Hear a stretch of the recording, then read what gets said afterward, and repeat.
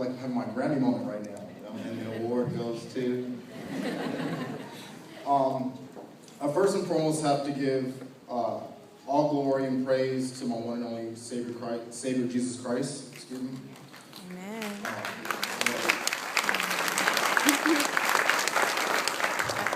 For without my faith in God, I wouldn't be here today. I have to also thank the entire EOP staff that helped with this special event. Ms. Claudia Lopez for allowing me to speak today. Thank you. And I also take this time to give a special thank you to my EOP counselor, Ms. Soma Denali. This woman deserves so much recognition from me simply because Homa looked over my transcript at least 100 times, helping me eliminate over 32 negative points. So thank you for your motivation, patience, and for simply being so supportive and being such a positive person and for not allowing me to regret. I was raised with my grandmother, we called her Viv, and my beautiful mother, Kelly. Please stand up, Mom. Please stand up. Yes. Stand up. She is single, fellas, okay? I was raised in San Diego, and for the most part, I had a great life. Like most EOP students, my mother was a single parent, and my father was lost in his drug use. My grandmother and mother possessed what I like to call indestructible strength, teaching me to get up, get through, and get over. So I thank you, Mom, for all your love, and for teaching me to put God first, and for being a great example of someone with true inner strength and courage. I was very involved in high school, playing varsity football, becoming senior class president. Though I had the obstacles of not having my father in my life, for some reason I just wanted to be better than him and do what no one in my family had done, just go to college. I think what hurt me most was the fact that it wasn't my dad who taught me to play sports, or show me how to tie a tie, or even show me how to shave. Part of me felt not really normal because of this, and I always felt like I was missing something. I also felt very bad for my mother because she had the pressure of raising me and making ends meet, which wasn't easy at times, but she always found a way through the grace of God. I started at CSULB in fall 2003. Yes, I am old. Please don't talk about me. Once I got to CSULB, I was also very involved, becoming vice chair of the Student Union Board of Trustees and becoming president's ambassadors to both President King and former President Maxson. When I first got to CSULB, I wanted to be a high school counselor because I wanted to help black males like myself get an education. But that changed when I got asked to work the Grammy Awards in 2006. That changed my entire career focus, and I now wanted to be an entertainment publicist, and it looked very promising. God had favored me by allowing me to work with and meet every celebrity I've ever wanted to, including my favorite, Janet Jackson, 3 times. So I felt like I was on my way. I then began to put my focus on living this Hollywood life and being very active in my fraternity, which resulted in my great suffering. During this time, I was also going through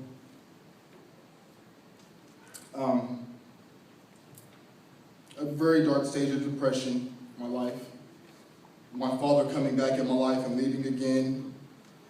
I also felt that the new friends that I had that said they loved me really didn't love me and just wanted me around for my personality and not for Michael the person.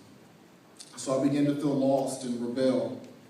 Part of this depression came from being too embarrassed to tell my family and friends that I was struggling financially, that I had to live in a hotel one summer, and even a group home because I could only afford $200 of rent each month, or how I couldn't afford to pay my car insurance, so my car was impounded, and just catch the bus for 2 months back and forth from school to work to an internship in LA. And I never told anyone this because I didn't want people to feel sorry for me, and I kept it bottled up. And honestly, I didn't feel like I was going to live past 24. But God works in mysterious ways. In August of 2008, my son Mikey was born, and he saved my life.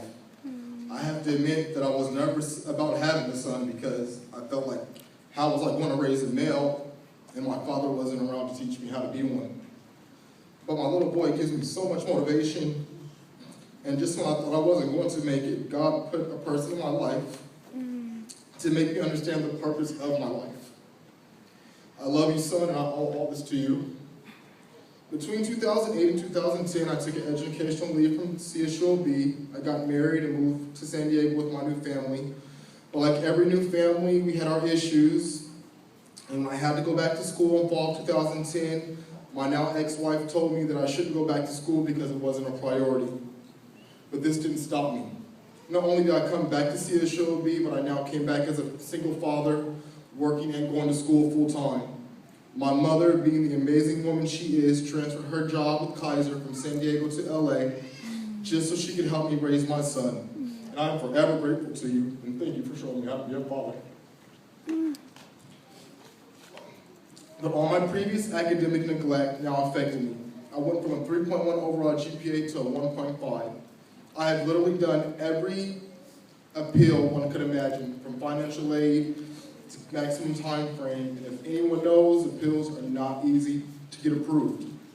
I had paid over $3,000 of my own money taking courses through extension and at community colleges, but this has never stopped me. And though it has taken me 10 years, I am proud to say that I will be the first in my family to have a Bachelor's of Arts in Communication Studies.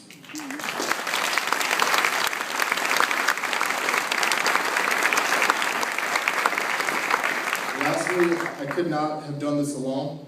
I want to thank Karen Akai and the entire President's Office for your support, Dave Edwards for always being an honest friend and mentor, and for being a great source of comfort, Pam Lewis for your positivity and support, Dr. Ebony Utley for being the African-American professor that I needed to see here at CSULB.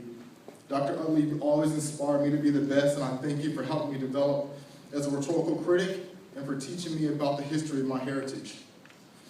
To all my family, especially my cousin Danielle and my Aunt Edna, who would wake up at 5 o'clock in the morning to help me raise my son. Thank you and I love you. To my best friends, Nina, Christoph, Marissa, Heather, and Carlos, the 5 of you taught me how to love and accept myself and truly love me unconditionally, and you are my family. Paulie, Brandon, and Nicole, nothing but love. And last but not least, to the graduates, 2013, never take your education or peace of mind for granted. Like you, I've also endured, and I am sensitive to your pain. But keep in mind that if you don't believe in you, no one will. God bless you and best of luck. Go Beach.